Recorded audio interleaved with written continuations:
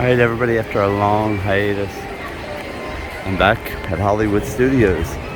Actually back on Disney property even. It's been a long time, so we're going to get into a few things here. I'm going to try the Genie system, which I haven't done. I know it's been out for a long time. I'm going to give it a try. See what I can do. It's actually about 4 o'clock in the afternoon. See if it's even possible to use it at this point. Alright guys, after entering this park, as you can see here, there's really nothing available to buy. I was even looking to buy, even to get on Slinky Dog or Smuggler's Run even. Some things that would be at least premier attractions. But there's nothing available, so I'm going to head over to Epcot and let's see what it has. Alright, as we ride the Skyliner over to Epcot, as you can see here, I did run through the tip board for the for Hollywood Studios just to make sure that there was nothing available even to purchase.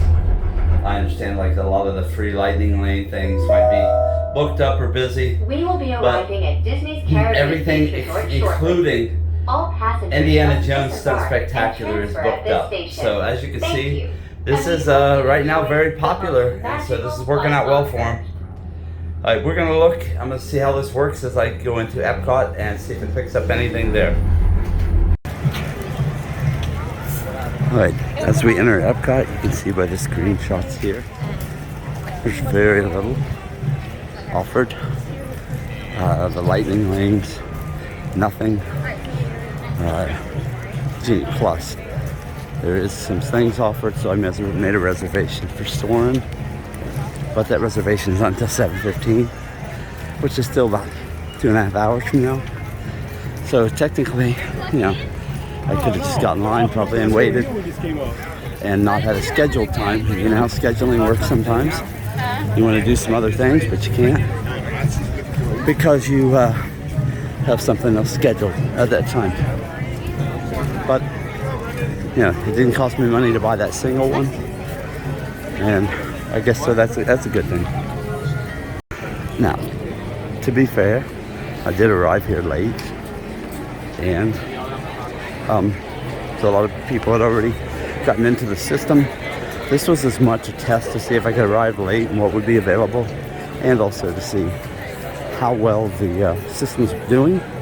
In other words, how many people are purchasing it. So it seems to be a lot. Let's see here, and it's also very busy today in the park. So here in Epcot, you can see we've got Flower and Garden has started. Alright, as we make our way through Epcot and the Flower and Garden Festival, I just want to give you a little more here on the Genie. As you can see by the screen here, I have a 7:15 board time for Soarin'.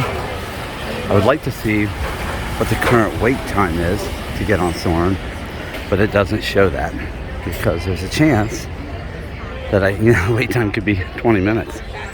And so I would just go over and go on it now, but it doesn't tell me that.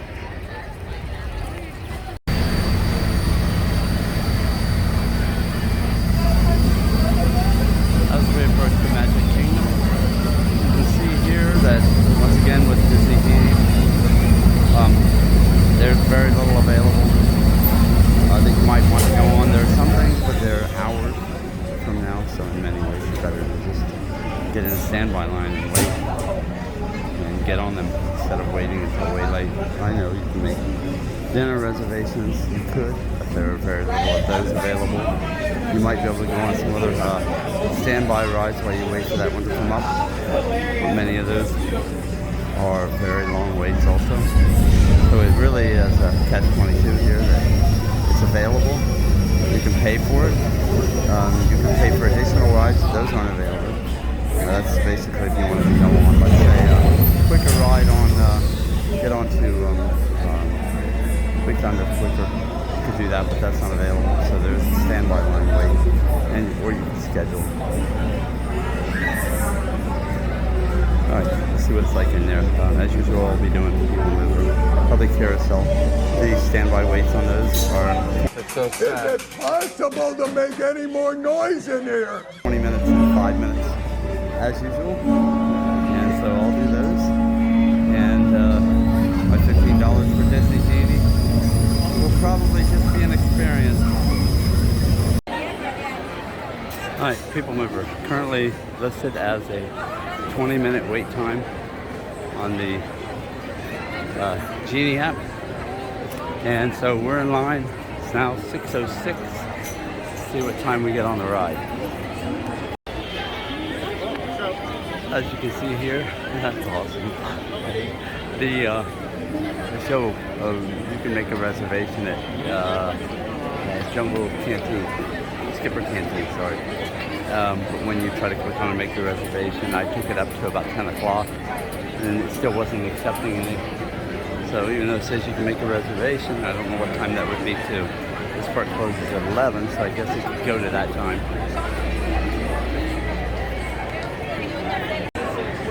Let's consider again for 1 second the wait time, standby time for Buzz Lightyear is 40 minutes.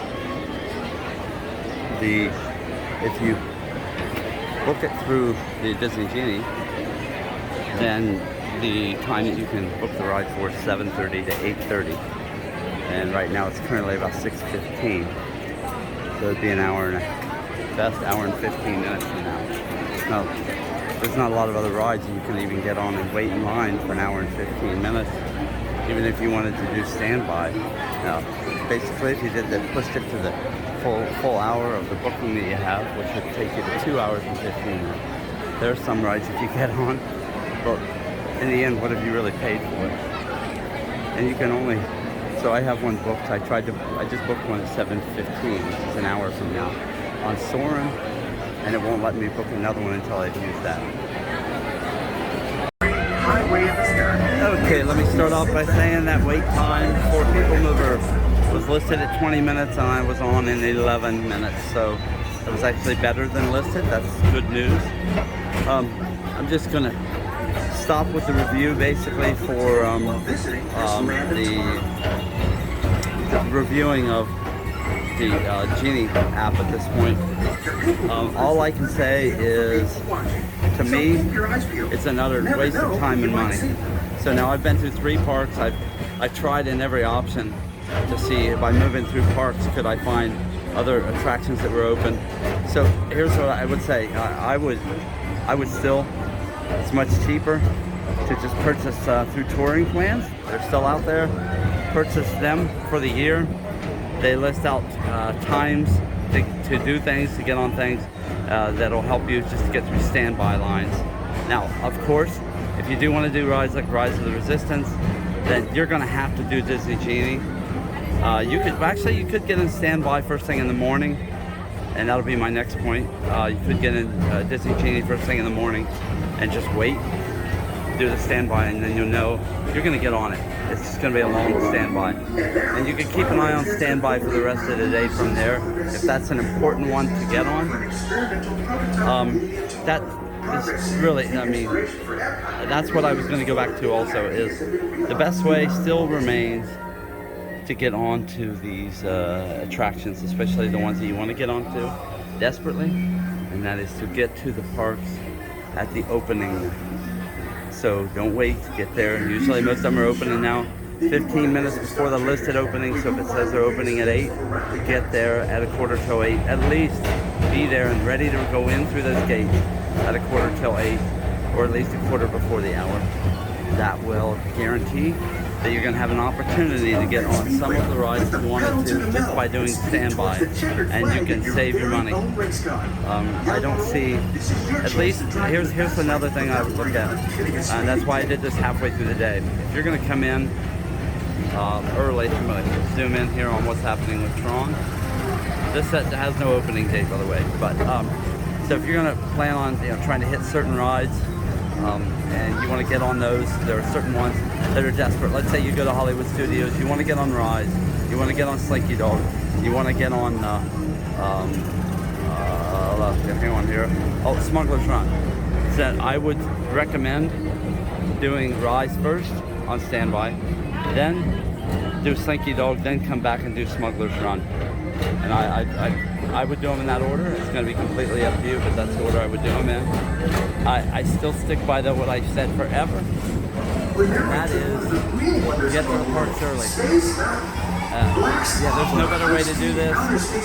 The Disney Genie. So another thing, yes, I keep getting kind of distracted here, but if you, I think that what Disney should do is, when their ride availability falls, let's say that you can purchase additional rides, when that availability falls below 40% in each park, they should put a warning up that to purchase this is not going to guarantee you anything out of it at this time because of the low to limited to no ride availability. But by not putting up a warning like you do, right now Disney's got their COVID warning up there, and they should list something like that when you go onto the Disney Genie. So before you spend your money, you're already told ahead of time that there's a 60% chance that you're not going to be able to get the attractions that you want. And then, or list the attractions that are not available now for the remainder of the day, and then somebody can immediately make the decision of whether they would like to purchase the app or not. Now, to purchase the app is $15 each for each person. It's $15.98 with tax for each person. So it doesn't sound like a lot, but let's say you have a family of 4, you're now up to $64 basically. And if you spent that money coming in, let's say by 3 o'clock, you go ahead and you spend the money thinking that's going to get us on these rides. Well, you're going to get a rude awakening that you spent that money and it's not available.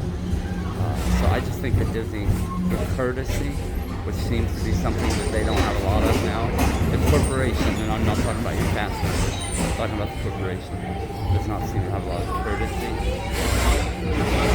for its cast members. And I'm sorry, for its people that come into its parks, doesn't have a lot of courtesy given to them. And so what they could do through courtesy is offer those messages to let people know ahead of time before they spend their money what the limited availability is. I mean, if you put up there, Rise is not available, Smuggler's Run is not available, Slinky Dog is not available, and through this I mean through the Lightning Plus to purchase, so you can get in quicker. Those rides that people want to get on, if you put on there ahead of time, before you purchase, there's a warning here that says these rides are not going to be available in each park.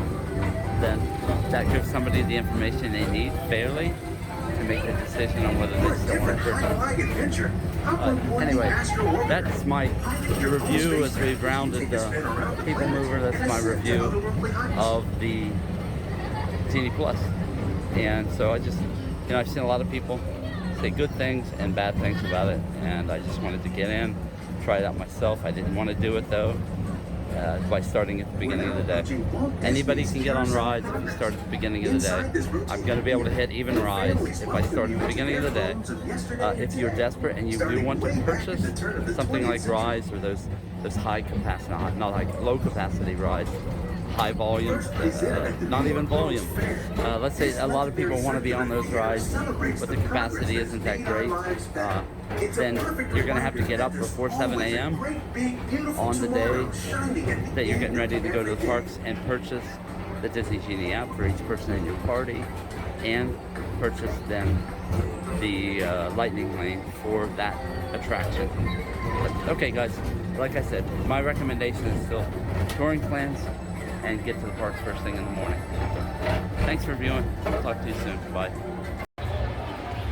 Now with everything I just said, the parks are packed to the rim with people. So I hope for the cast members' sake and their jobs that people are enjoying themselves.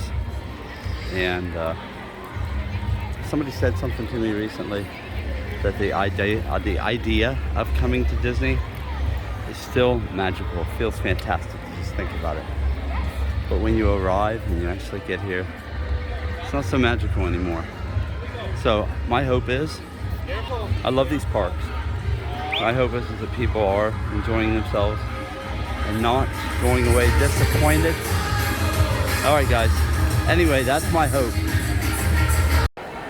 All right, so I've essentially put off Soarin' now for some time to do the lightning lane, and now it's at a 20-minute wait.